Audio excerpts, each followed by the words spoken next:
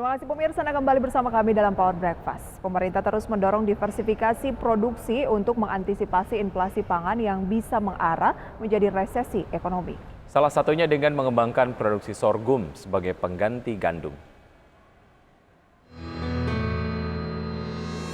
Pemerintah mulai mendorong substitusi pangan dalam negeri dengan mengembangkan tanaman pangan jenis sorghum.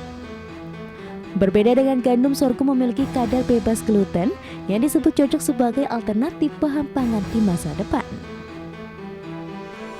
Direktur Serealia Kementerian Pertanian Ismail Wahab mengungkapkan, mulai tahun ini pemerintah mulai mengembangkan sorghum sebagai alternatif bahan pangan nasional selain singkong dan sagu. Dalam perjalanannya, pemerintah melihat diversifikasi bahan pangan tersebut diharapkan akan mampu menjaga daya tahan pangan nasional akibat restriksi ekspor serealia di banyak negara. Dengan mendorong produk pangan alternatif gandum tersebut, Kementerian Pertanian menargetkan pengembangan 55.000 hektar sorghum mulai tahun depan.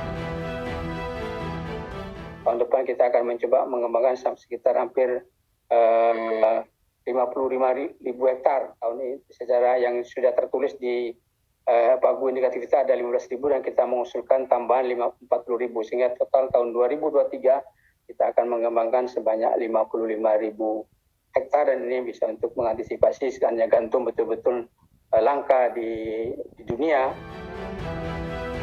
Saat ini Indonesia menjadi salah satu importir gandum terbesar di dunia, mencapai di atas 10 juta ton per tahun.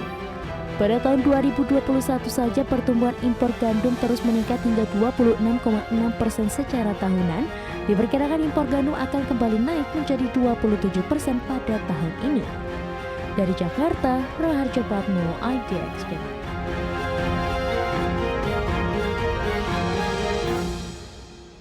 Saya jadi kangen untuk makan sorghum gitu ya, karena makan sorghum kayaknya waktu zaman saya kecil. Dan berbicara mengenai sorghum, ketergantungan impor produk pangan nasional diperkirakan akan semakin mengkhawatirkan. Hal tersebut tidak lepas dari situasi gejolak rantai pasok global yang meningkat. Menurut Guru Besar Institut Pertanian Bogor, Dwi Andreas Santosa, di tengah situasi tersebut pemerintah perlu mencermati lonjakan impor gandum yang pertumbuhannya diperkirakan akan mencapai 27% tahun ini. Jika upaya pemerintah mengatasi persoalan produksi pangan nasional tidak dipikirkan, maka dalam 15 tahun ke depan ketergantungan pangan Indonesia pada gandum akan mencapai 50% atau setengah kebutuhan pangan pokok nasional. Dwi Andreas menilai upaya pemerintah mendorong diversifikasi produk serealia melalui sorghum akan gagal menghalau ekspansi gandum ke depannya. Pemerintah harus tetap memperhatikan produksi padi dalam negeri dan yang masih mendominasi kebutuhan pangan pokok saat ini. Kecenderungan ini terus-menerus terjadi dan kita tidak mampu mengendalikan ini.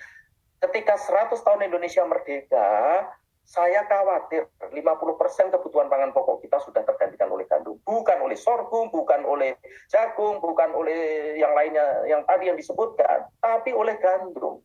Karena trennya peningkat, tahun 2010 itu 18,3%, tahun 2021 kemarin itu sudah 27%, 2020 26,6%.